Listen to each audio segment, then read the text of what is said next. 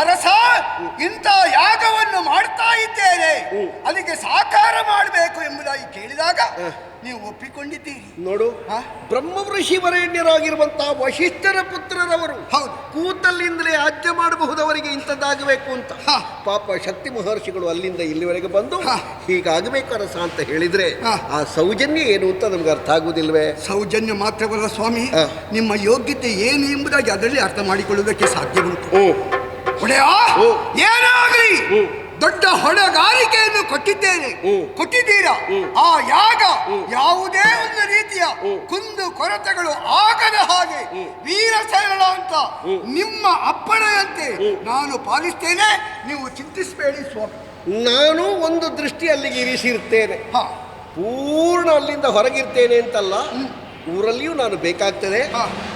ಹೆಚ್ಚುವರಿಯಾದಂತಹ ಏನಾದರೂ ಕೆಲಸ ಉಂಟು ಅಂತಾದ್ರೆ ನಾನೇ ಅಲ್ಲಿ ಬಂದೇನು. ಮುಂದರಿಸುವ ಬರ್ತೀನಿ.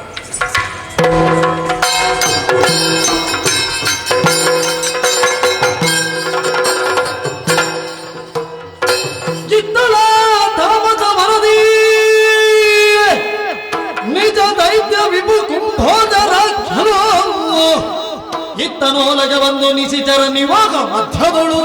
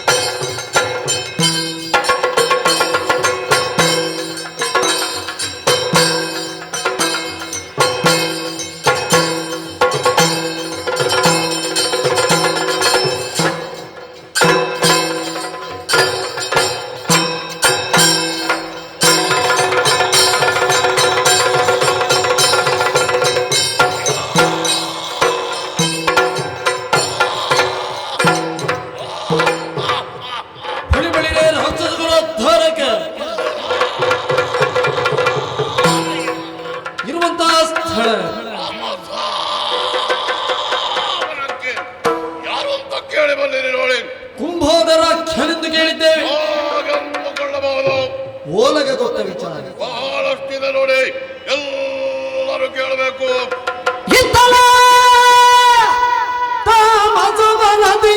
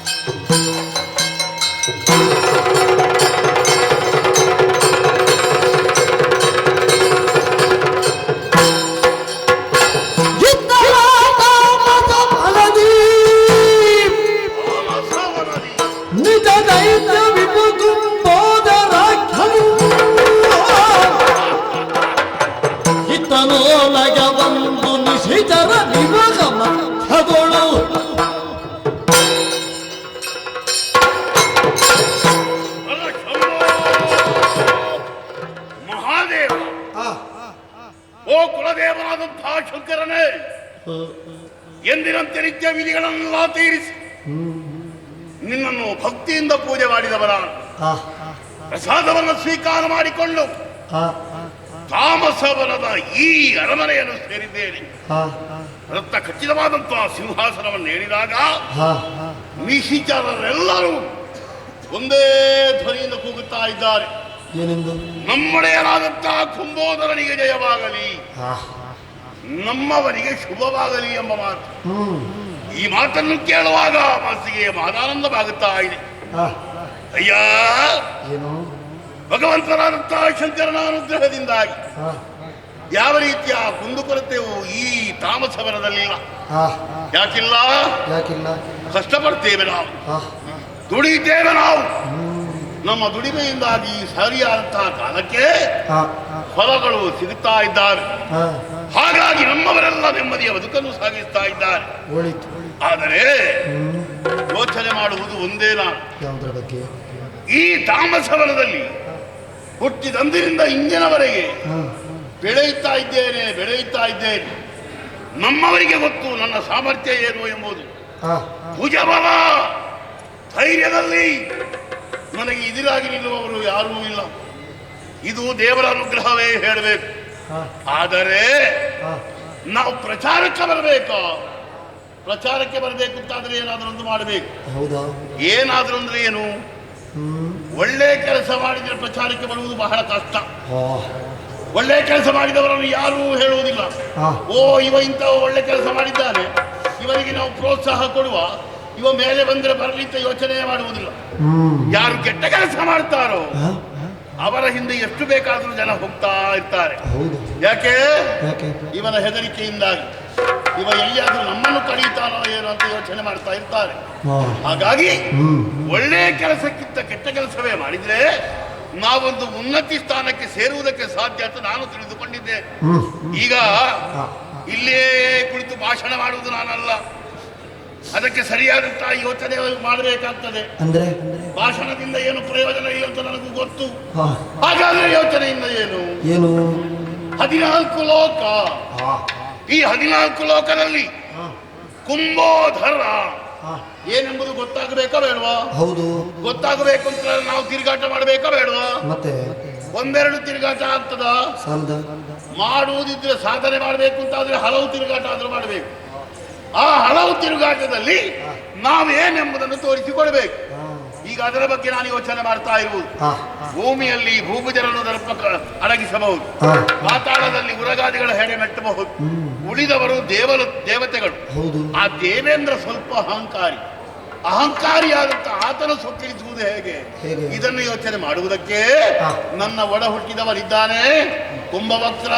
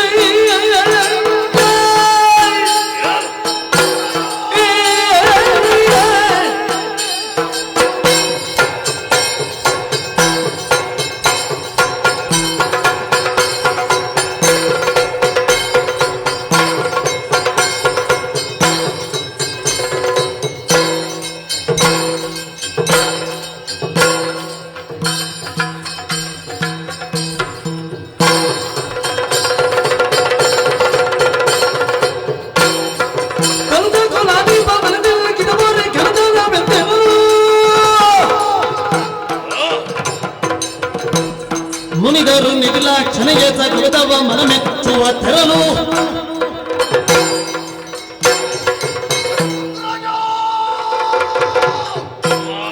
ಕುಂಭವಕ್ರನ ಪ್ರಣಾಮಗಳು. ಶುಭಂ ಅವಸರದ ಕರೆ ಒಂದು ನೋಡಿದೆ ಎಂದಾದರೆ ಯಾವುದೋ ಒಂದು ಕಾರ್ಯದ ಆಲೋಚನೆಯಲ್ಲಿದ್ದೀರಿ. ಪ್ರಭೋ, ಏನು? ತನುಜ ಕುಲಕ್ಕೆ ಉತ್ತುಂಗ ಹಿಮಾಲಯದಂತೆ ಕೀರ್ತಿಯ ಶಿಖರವನ್ನು ಏರಿದವರು ತಾವು. ಹಿಮಾಲಯದಂತೆಯಾ? ಹೌದು. ಅದು ಕರಗೋದಿಲ್ವೇನು? ಅಷ್ಟು ಎತ್ತರವಾಗಿದೆ ನಿಮ್ಮ.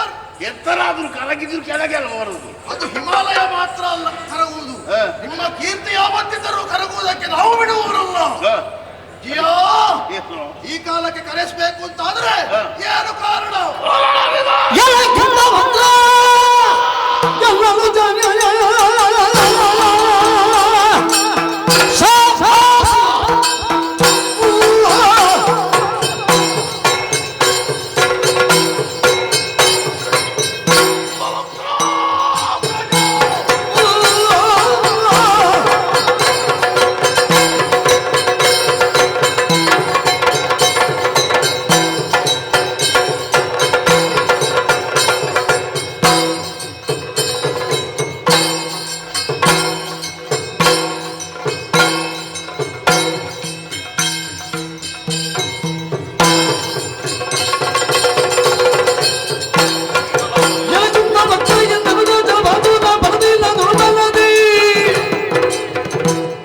ಬಲದಿ ಹಂಬಲಿಸಿದ 14 ಭುವನವ ಗೆಲ್ಲುವುದನ್ನು ಕಾಣದಿ.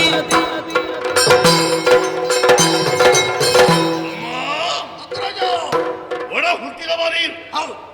ಆದರೂ ಈ ತಾಮಸವನವನ್ನು ಯೋಗ್ಯ ರೀತಿಯಲ್ಲಿ ನಡೆಸುವುದಕ್ಕೆ ನೀನು ಬಹಳಷ್ಟು ಸಹಕಾರಿಯಾಗಿದ್ದಿ. ತಮ್ಮ ಅಣ್ಣ, ಕಳೆದ ಕ್ಷಣವೇ ಓಡೋಡಿಕೊಂಡು ಬಂದವ ನೀನು. ಏನು ಕಾರಣ ಅಂತ ಕೇಳ್ತಾ ಇದ್ದಿ. ನಿಜ. ನಾನೊಂದು ಯೋಚನೆ ಮಾಡಿದ್ದೇನೆ. ಈಗ ಏನಣ್ಣ? ಈ ಕಾಡಿನಲ್ಲಿ ಇದು ಏನಾದರೂ ಪ್ರಯೋಜನ ಉಂಟಾ? ನಮ್ಮ ಪ್ರತಿಭೆ ಹೊರಗೆ ಹೋಗಬೇಕು ಅಂತಾದ್ರೆ ನಾವು ಹೊರಗೆ ಕೆಲಸ ಮಾಡಬೇಕು. ಹೊರಗೆ ಕೆಲಸ ಮಾಡಬೇಕು ಅಂತಾದ್ರೆ ನಾವು ಇಲ್ಲಿಂದ ಜಾಗ ಬಿಡಬೇಕಾ ಬೇಡವೋ? ಹಾಗಾಗಿ ನಾನೊಂದು ಯೋಚನೆ ಮಾಡಿದ್ದೇನೆ. ಏನಣ್ಣ? 14 ಲೋಕವನ್ನು ಗೆದ್ದು ಈ ಕುಂಭೋದರ ಏನೆಂಬುದನ್ನು ತೋರಿಸುವುದಕ್ಕಾಗಿ ಮನಸ್ಸಿನ ನಾನು ಮಾಡಿದ್ದೇನೆ. ಸಹಾಯ ನಿನ್ನಲ್ಲಿ ಕೇಳ್ತಾ ಇದ್ದೇನೆ. ಏನು ಮಾಡೋಣ ಹೇಳು? ಬಿಲ್ಲ ಪವನವ ಧರಿಸುವುದನು ದೇಶ ನುಡಿಯುವುದು ಕೀರ್ತಿಯ ಉನ್ನತಿಯು ನೀನಾಗಿ ನಾಗೇಶ.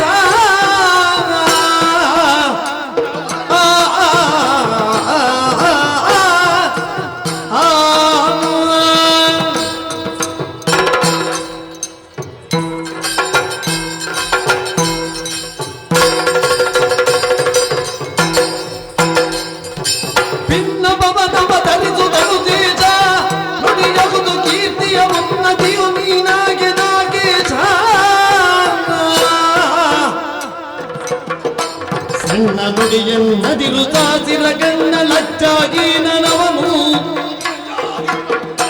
ಹಣ್ಣು ಮಾಡಲು ಧಾವಿಸುತ್ತಲವ ತಣ್ಣನೆಯ ಚರಣಿರುವ ನರದಿಗೆ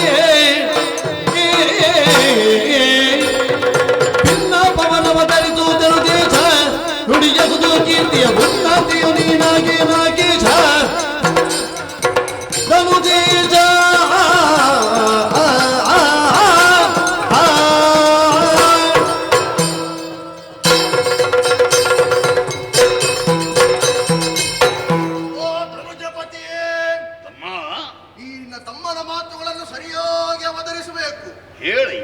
ದೇವತೆಗಳು ಒಮ್ಮೆ ಮಾತ್ರ ಯುದ್ಧಕ್ಕೆ ಬರುತ್ತಾರೆ. ಆ ಬಳಿಕ ಲಜ್ಜೆಹೀನರಾದಂತಹ ಅವರು ಪಲಾಯನವನ್ನು ಕೈಯುತ್ತಾರೆ. ಹೆದರುಪುಕ್ಕಲಾದರೂ ಕೂಡ ಅಲ್ಲಿ ನಮಗೆ ಅಪಾಯ ಉಂಟು. ಹೌದಾ? ಹೌದು, ಹೆದರು ಪುಕ್ಕಲರಿಂದ ಅಪಾಯ ಉಂಟು. ಏನದು? ಅವ ನೇರವಾಗಿ ಮತ್ತೆ ಯುದ್ಧಕ್ಕೆ ಬರುವುದಿಲ್ಲ, ಮತ್ತೆ ಯಾರದ್ದಾದರೂ ಮೊರೆ ಹೋಗುತ್ತಾನೆ. ಯಾರದ್ದಾದ್ರೂ ಮರೆ ಆದ್ರೆ ಏನು ಪ್ರಯೋಜನ? ಅವನ ಶಕ್ತಿ ವರ್ಧಿಸಬೇಕು ಅಂತಾದ್ರೆ ಯಜ್ಞಯಾಗಾದಿಗಳು ನಡೆಯಬೇಕು. ಯಜ್ಞಯಾಗ ಅಲ್ವಾ? ಹೌದು. ಅದು ಭೂಮಿಯಲ್ಲಿ ಅಲ್ವಾ? ಹೌದು. ದೇವಲೋಕಕ್ಕೂ ಅದಕ್ಕೆ ಏನು ಸಂಬಂಧ? ಅದರ ಹವಿಸ್ಸನ್ನುಂಟು ಅವರು ತುಷ್ಟಿಯನ್ನು ಪಡೆಯುತ್ತಾರೆ. ಓಹೋ. ಆ ಯಜ್ಞಯಾಗಾದಿಗಳಿಗೆ ನೆರವಾಗುವವರು ಭೂಲೋಕದಲ್ಲಿರುವಂತಹ ಧರಣೀಪಾಲರು, ರಾಜರುಗಳು. ಅದಕ್ಕಾಗಿ ಆ ರಾಜರುಗಳಿಗೆ ನಾವು ತಕ್ಕ ಪಾಠವನ್ನು ಕಲಿಸಿದೆವು ಅಂತಾದ್ರೆ ಆಮೇಲೆ ಮುನಿಗಳಿಗೆ ಯಜ್ಞಯಾಗಾದಿಗಳಿಗೆ ಅಲ್ಲಿ ಅವಕಾಶವಿಲ್ಲ. ನೀನು ಹೇಳಿದ ಅರ್ಥವಾಯ್ತು. 14 ಲೋಕದಲ್ಲಿ ಶ್ರೇಷ್ಠವಾದಂತಹ ನಾಕ ಅಲ್ಲಿ ಆಳ್ತಾ ಇದ್ದಾನೆ ದೇವೇಂದ್ರ. ಶತಯಾಗವನ್ನು ಮಾಡಿ ಅವ ದೇವಲೋಕವನ್ನು ಸೇರಿದವ. ಆದರೆ ಅವನು ಶಾಶ್ವತವಾಗಿ ಉಳಿಯಬೇಕು ಅಂತಾದ್ರೆ ಈ ಭೂಮಿಯಲ್ಲಿದ್ದಂತಹ ರಾಜರುಗಳ ಅಗತ್ಯವಿದೆ. ಹೇಗೆ? ರಾಜರುಗಳು ಋಷಿಮುನಿಗಳಿಗೆ ಹೇಳಿ ಯಾಗ ಯಜನಾದಿಗಳನ್ನು ಮಾಡಿಸ್ತಾರೆ. ಅದರಿಂದಾಗಿ ಹವಿಸ್ಸನ್ನು ಉಣ್ಣುತ್ತಾರೆ. ನಿರಂತರವಾಗಿ ನಡೆಯುತ್ತಿರುತ್ತದೆ. ಹೌದಾ? ದಿನನಿತ್ಯವೂ ಕೂಡ ಯಾವ ಯಾಗ ಎಲ್ಲ ನಡೀತದೆ? ಯಾವುದೋ ಪರ್ಜನ್ಯ ಯಾಗ ಅಂತೆ, ಬೇರೆ ಬೇರೆ ಬೇರೆ ಬೇರೆ ದೇವತೆಗಳಿಗೆ ಬೇರೆ ಬೇರೆ ಯಾಗಗಳು. ಹೌದಾ? ಹೌದು. ಓಹೋ. ಎಲ್ಲ ಹವಿಸ್ಸನ್ನುಂಡಂತಹ ಅವರು ಕೊಬ್ಬಿನಿಂದ ಮೆರೆಯುತ್ತಿದ್ದಾರೆ. ಈಗ ದೇವತೆಗಳು ಕೊಬ್ಬಿನಿಂದ ಮೆರಿಬೇಕು ಅಂತಾದ್ರೆ ಆ ಹವಿಸ್ಸು ಕಾರಣವಂತಾದ್ರೆ ನಾವು ಯಾಗವನ್ನೇ ಹಾಳು ಮಾಡಬೇಕು.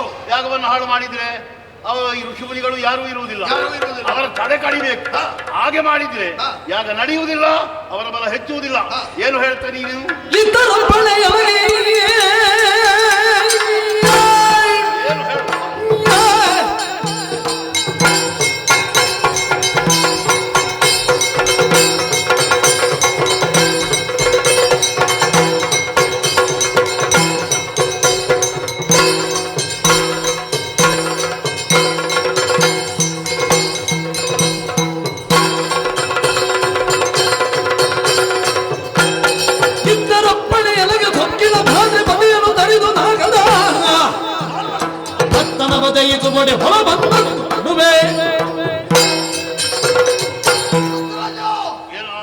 ಈ ಸಣ್ಣ ಕಾರ್ಯಕ್ಕಾಗಿ ತಾವು ಚಿಂತಿಸಬೇಕಾದಂತಹ ಅಗತ್ಯವಿಲ್ಲ. ನನಗೆ ಒಂದು ಅಪ್ಪಣೆಯನ್ನು ಕೊಟ್ಟದ್ದು ಹೌದು ಅಂತಾದ್ರೆ ಆ ಋಷಿಗಳು ಮಾಡುವಂತಹ ಯಜ್ಞಯಾಗಾದಿಗಳನ್ನು ಕೆಡಿಸ್ತೇನೆ. ಬಳಿಕ ಆ ಋಷಿ ಮುನಿಗಳ ಕತ್ತನ್ನು ಕತ್ತರಿಸಿ ಆ ಬಳಿಕ ನೇರವಾಗಿ ದೇವಲೋಕವನ್ನು ಸರಿಪಡ್ತೇನೆ. ಇಂದ್ರಾದಿ ಸುಮನಸರನ್ನು ಸದೆ ಮಾಡಿದ್ದು ನಿಮ್ಮನ್ನು ಅಲ್ಲಿ ಅಧ್ಯಕ್ಷರನ್ನಾಗಿ ಮಾಡ್ತೇನೆ. ಅಯ್ಯ, ನೀನು ಹೋಗುವುದೇನೋ ಹುಮ್ಮಸ್ಸಿನಿಂದ ಹೋಗ್ತಾ ಇದ್ದಿ, ಆದ್ರೆ ನನ್ನನ್ನು ಬಿಟ್ಟು ಹೋಗಬೇಡ, ಕರ್ಕೊಂಡು ಹೋಗಬೇಕು. ಯೋಚನೆ ಮಾಡಬೇಡ. ಈಗ ಕರೆದುಕೊಂಡು ಹೋಗುವುದಿಲ್ಲ. ಈಗ ಕರೆದುಕೊಂಡು ಹೋಗುವುದಲ್ಲ, ಸಂದರ್ಭ ಬಂದಾಗ ನೀನು ಅಣ್ಣ ಅಂತ ಹೇಳಿದ್ರೆ ಸಾಕು, ಪುಸುಕ್ ಅಂತ ನಾನು ಅಲ್ಲಿ. ಗೊತ್ತಾಯ್ತಲ್ಲ? ಈಗ ನಾವು ಹೊರಡುವಲ್ವಾ? ನನ್ನ ರಥ ಎಲ್ಲಿದೆ?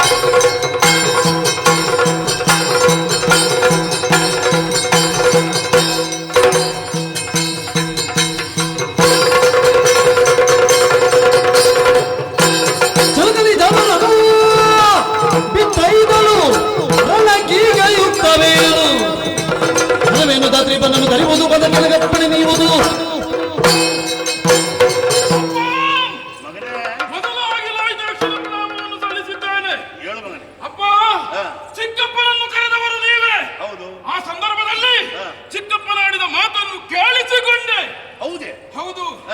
ಆ ದೇವತೆಗಳು ವಿಜೃಂಭಿಸುವುದಕ್ಕೆ ಮೂಲ ಕಾರಣ ಯಾರು?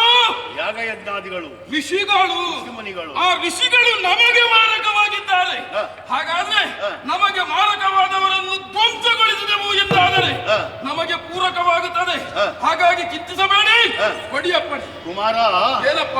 ನೀನು ಮಲಗಿದ್ದವ. ಹೌದು. ನಾನು ಬರುವಾಗ ನಿನಗೆ ಎಚ್ಚರ ಇರಲಿಲ್ಲ. ಆಹಾ. ನಾನಿಲ್ಲಿ ಸಭಾಸ್ಥಾನವನ್ನು ಸೇರಿದ ಕ್ಷಣ ಹ. ಕಡೆ ಮೇಲೆ ಎದ್ದು ಹ. ನೀನು ಇಲ್ಲಿಗೆ ಓಡಿಕೊಂಡು ಬಂದಿ. ಹೌದು. ಈಗ ನೀನು ಹೇಳ್ತಿ ಋಷಿಮುನಿಗಳನ್ನು ನಾನು ಹಿಂಸಿಸ್ತೇನೆ. ನಾನು ಹಿಂಸಿಸ್ತೇನೆ. ಅವರು ಎಷ್ಟು ಕಾಲ ತಪಸ್ಸು ಮಾಡಿದ್ದಾರೆ, ಹ. ಎಷ್ಟು ವಿದ್ವಾಂಸರವರು. ಓಹೋ. ಅಂತವರ ಶಾಪಕ್ಕೆ ಗುರಿಯಾದೀತು ನೀನು. ಬೇಡ ಬೇಡ.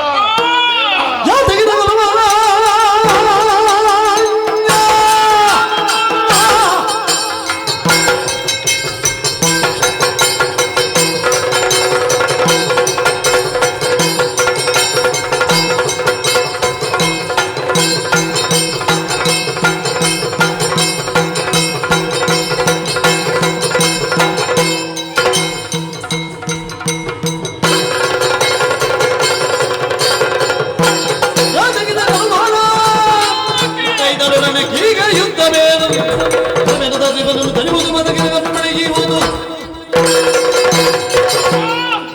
ಋಷಿಮುನಿಗಳ ಯಾಗವನ್ನು ಬೆಳೆಸುವುದಕ್ಕಾಗಿ ಹೋಗಿದ್ದೇನೆ ಎನ್ನುವಾಗ ಸಂತೋಷವಾಗಿ ಕಳುಹಿಸಿಕೊಡ್ತೀರಿ ಎನ್ನುವ ಹಾಗೆ ಭಾವಿಸಿದ್ರೆ ಕಳುಹಿಸಿಕೊಡಬಹುದಿತ್ತು. ಅವರು ತಪಸ್ವಿಗಳು. ಶಾಪ ಕೊಟ್ಲೆ ನೀನು ಸತ್ತು ಹೋದ್ರೆ ಶಾಪ ಕೊಡ್ಲಿಕ್ಕೆ ನನ್ನ ಕರುಣಿನ ಕುಡಿ ನಾನು ಕಳ್ಕೊಂಡ ಅಪ್ಪ, ಅದಕ್ಕಾಗಿ ಹೆದರಬೇಡಿ. ಶಾಪ ಕೊಡ್ಲಿಕ್ಕೆ ಅವರಿಗೆ ಜೀವ ಇದ್ರೆ ಅಲ್ಲ, ಹೋಗುವಾಗಲೇ ಅವರ ತಲೆಯನ್ನು ಕಡಿತಾರೆ. ಬೇಡ, ನೀನು ಸಣ್ಣ ಆಗ್ಲಿಕ್ಕಿಲ್ಲ. ಕುಸುಮ ಕೋಮಲ ಕಾಯ ಸುಕುಮಾರ ವಿಚಿಕಟ ಯಥವ ವಿದ್ಯೆಯ ಬಲ್ಲೆಯ ಕುಸುವೆ ನಿಧಾನಿತು ಎಸೆವೆ ಮುಂದಕ್ಕೆ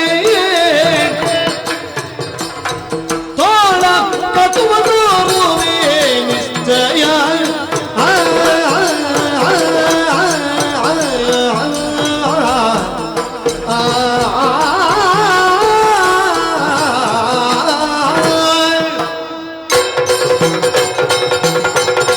ಓ ಕುಸುಮ ಕೋಮಲ ಕಾಯದವನೇ, ಓ ಅಪ್ಪ, ಓ ಯೋಯಿತಾಶ್ವ, ಏನಪ್ಪ?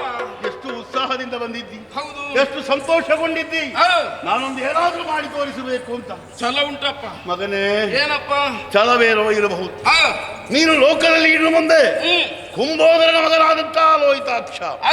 ಹೇಗಿರಬೇಕು ಎಂಬುದನ್ನು ತೋರಿಸುವುದಕ್ಕಾಗಿ ಮುಂದುವರಿಯುತ್ತಾ ಇದ್ದಿ. ಹೌದಪ್ಪ. ಅದು ನನಗೆ ಚೆನ್ನಾಗಿ ಗೊತ್ತು ಕುಮಾರ. ಮತ್ತೆ ಆದ್ರೆ ಏನಪ್ಪ?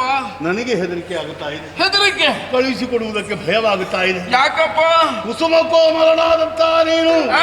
ಈ ಅರಮನೆಯಲ್ಲಿಯೇ ಹ. ಸಂತೋಷದಿಂದ ಕಾಲ ಕಳಿ ಮಗನೇ. ಎಳೆಯ ನಿನ್ನುವುದೆದಿಯ